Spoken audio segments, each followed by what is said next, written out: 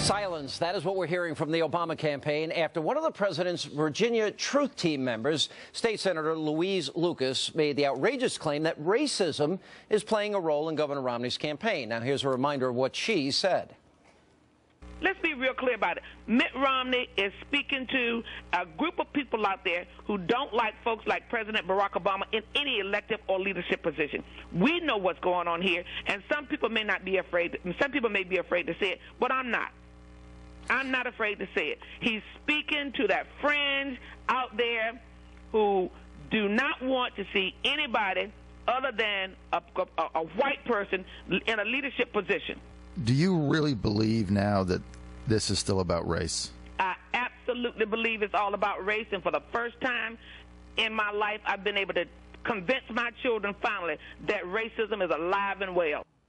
Now, her comments are absolutely absurd, and the president and his team should have come out immediately and denounced these comments. After all, the president's chief spin doctor, David Axelrod, he made a very bold statement earlier today saying that they, meaning the Obama campaign, are running a positive campaign. Listen to this.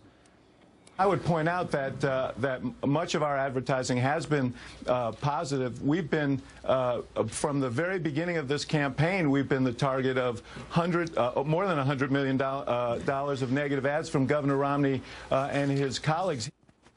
All right, just another example to add to the long laundry list of Obama hypocrisy. And joining me now with reaction, nationally syndicated radio talk show host David Webb, and he's on Sirius XM and the New York Civil Rights Coalition, Mike Myers. Guys, good to see you. First of all, in the last 2 months, it's actually Obama who has outspent Romney, and 90%, 95% of his ads have been negative. That's issue one. What I want to know is, where's President Civility? Where is he? It's gone, Sean. I mean, let's face it, it was never going to happen because we've talked about this. The only way you can do this is divide people up into groups, into subsets, and try to get that amalgamation again. But this goes beyond that because this is horrific what she said. But you know what's even more horrific to me? That she says, I absolutely believe it's all about race. And for the first time in my life, I've been able to convince my children finally that racism is alive and well. Racism is taught. That's why it can be unlearned. That's why people can have their epiphanies. This woman is actually practicing racism. And this campaign, this president, and she asked for a national conversation on race. But she's a surrogate. But Mike, she's a surrogate. She's with the, quote, Virginia Truth Team. She's speaking on behalf of the campaign.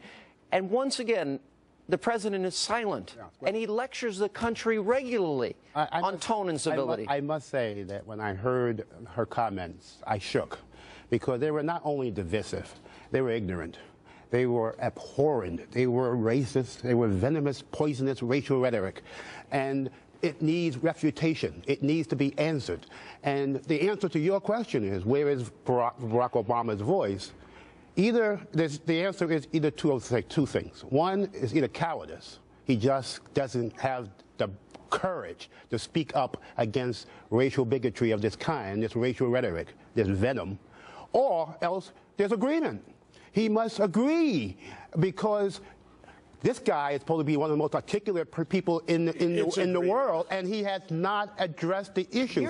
And I think he identifies with racial rhetoric. I think he identifies with Jeremiah Wright. I think he identifies with Derek Bell. He identifies with Al Sharpton. He identifies with the new Black Panther Party. He and Eric Holder, who called this nation a nation of cowards. What I don't understand. They are the cowards. They're not speaking truth. And she's a member of the Truth panel team, and she cannot speak the truth. All right, but here's what I want to know, because it seems maybe this is one very big distinction between Bill Clinton and Barack Obama.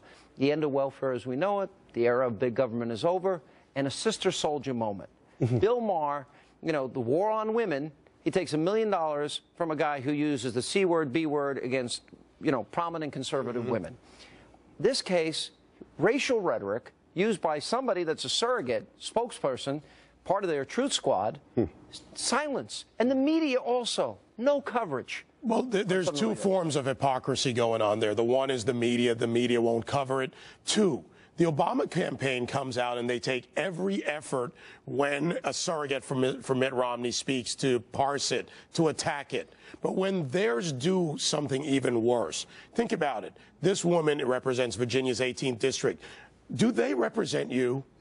That's the question for America tonight.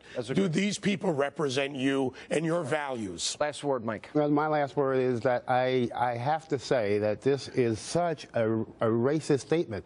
Anytime you evaluate a person simply because he's black, it's racist if you oppose his record, that you criticize his performance in office. Romney's a felon. Romney's, now basically being accused of being a racist. I say to Barack Obama, and I say to him directly, find your voice, condemn this racial poison, stop this hatred, and stop this polarization. He won't do it? He won't do it because this is who he is.